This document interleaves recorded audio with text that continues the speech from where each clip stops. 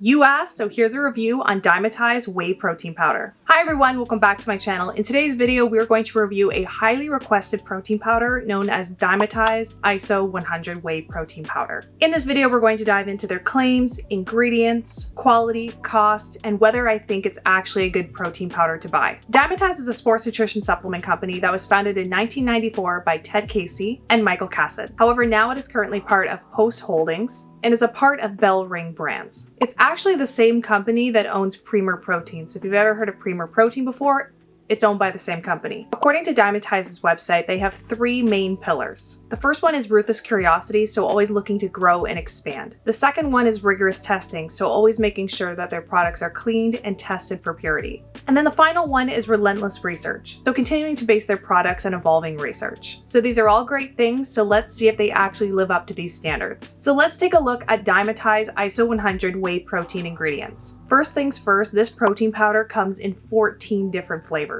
So to make things easy and simple, I'm going to review the nutrition label for the chocolate protein powder because that's probably the one that a lot of people are going to buy. And then I'll also touch base on a few other popular ones. So if we take a look at the nutrition label, we see that one scoop is 32 grams. And every single scoop provides 120 calories, 1 gram of fat, 2 grams of carbs, 0 grams of added sugar, and we'll talk about that later, and 25 grams of whey protein. So right away, I love the fact that the product uses whey protein isolate and each scoop has 25 grams of protein. This is a very good serving and generally what I would recommend for a protein powder. And again, I like that it's whey protein isolate because this is considered the gold standard for protein powder and it's the most well-researched one out there. So the protein comes in two different forms, so hydrolyzed whey protein isolate and whey protein isolate.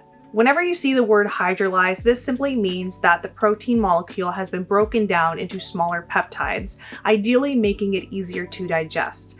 With that being said, whey protein on its own is very well digested, so to hydrolyze whey protein isn't completely necessary. It doesn't mean it's a bad thing. It may help a little bit in some people, but you don't have to buy a protein powder that is hydrolyzed. Now, the word whey isolate means that the protein has been filtered out so that it is mostly protein and very little fats and carbs. Whey comes from milk, meaning that it's going to contain all three macronutrients, so protein, fats, and carbs. And when you buy a whey concentrate, you'll notice that there's a higher amount of fat and carbs because it's more similar in composition to actual milk. And sometimes buying a whey concentrate can actually be a good thing for performance. But if you're looking for just a straight protein powder, opting for a whey isolate like this protein powder is going to get you the most concentrated form of whey. And when we look at the nutrition label, we see that this product really is mostly protein and has a tiny bit of fat and carbs. And the 1 tiny gram of fat is from milk fat, and then the 2 grams of carbohydrates are likely coming from lactose. So it's a naturally occurring milk sugar and it's in a small amount. If we continue to look at the label, they also provide an amino acid profile, which is a really nice bonus and something I do try to look for in protein powders. It really just helps you know the exact amounts or roughly the exact amounts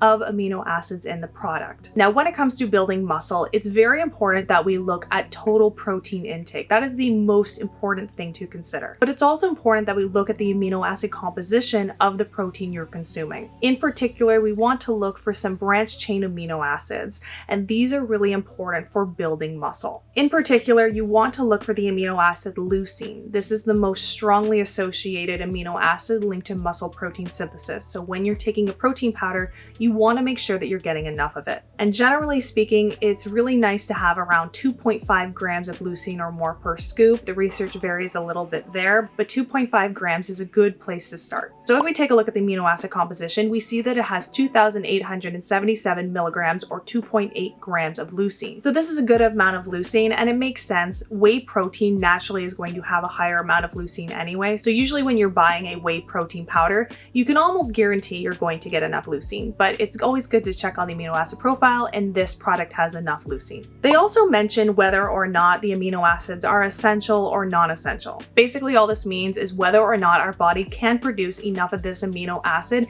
in sufficient amounts, or do we need to get it through our diet? You'll also see the word conditionally essential, and basically what this means is that normally our body can produce it, but there are situations when our body either needs to produce more or our body isn't producing enough. Oftentimes this is during sickness, extreme stress, or anything like that. And that's why it's considered conditional, because it's based on the situation. I don't really think mentioning that they're conditionally essential or really having them mention essential or non-essential is that necessary for a protein powder, especially because it is whey-based. Whenever you're consuming an animal-based product like whey protein powder, it's going to contain all essential amino acids anyway. So it's not harmful or bad that they're adding this to the label, and it in fact can be helpful for a learning experience for consumers, but it doesn't add anything extra to the actual product. So overall, the protein in this protein powder is excellent. Now, like I mentioned, there is 0 grams of added sugar in the product. However, whenever you're taking a product that is supposed to have some flavor, so for example, chocolate flavor, you expect it to have some sweetness. So whenever you see 0 grams of added sugar, you need to go to the ingredient list and look for the replacement that they're going to use. If we take a look at the ingredient list, there are 2 different sweeteners that the company uses. So they use stevia and sucralose. Sucralose is a very, very popular artificial sweetener that is 600 times the sweetness of regular table sugar. So a very little goes a long way, and this is why it's often added to protein powders. It is a bit of a controversial ingredient because some people believe since it is artificially made, it isn't natural and therefore shouldn't be consumed.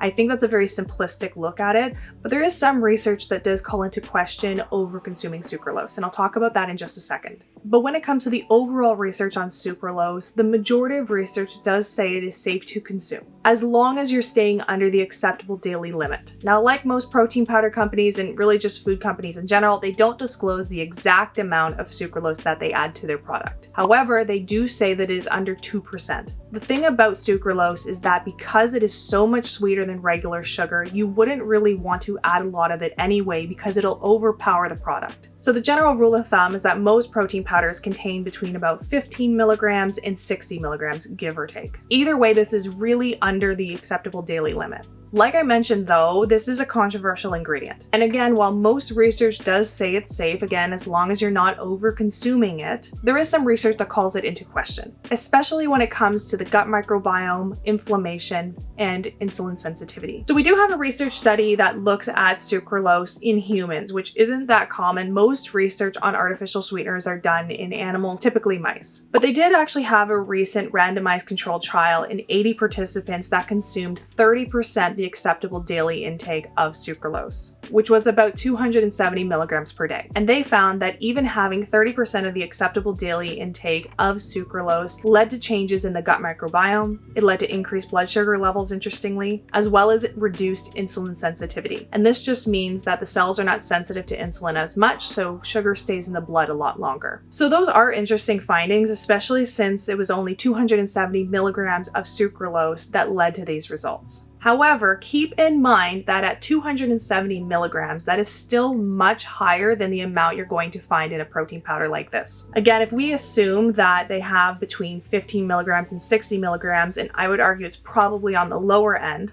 that's about 5 to 22% the amount that was found in this study, so much, much lower amounts. And this study used pure sucralose, so the sucralose was taken on its own, not in combination with food like you would take in a protein powder or something else. So this would likely affect digestion too. Other studies do also call into question the overall safety of sucralose, but there are a lot of limitations right now on it. Besides this study that we just talked about, and it's relatively new, a lot of researchers argue that most of the research is done in animals, and also that they're typically given much higher amounts than somebody would actually consume through food. So again, if you're taking a protein powder like this, where there's, let's say, 15 milligrams of sucralose, this is so under the acceptable daily intake that it calls into question whether or not it would really affect human health. So while we went on a side tangent there, I just wanted to explain that a little bit for you. As of now, it is reasonable to assume that the sucralose that is in this protein powder and similar ones is likely safe for consumption. With that being said, more and more foods are adding artificial sweeteners because a lot of people are trying to lower their sugar intake. So this is the alternative to that. So you may be consuming more than you think, especially if you're having a lot of processed products like a protein powder or something similar. So what I would personally do is try to keep your sucralose intake to a minimum. So if you want to take this protein powder, that's great,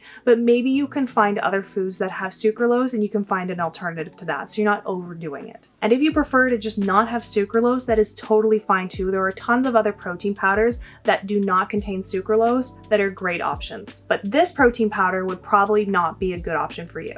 Moving on, the other sweetener they use is stevia. And stevia is derived naturally from a plant and is 200 to 400 times the sweetness of sugar. So likely what they've done is they've added stevia to reduce the amount of sucralose in the product. So it helps keep the product sweet without over relying on either.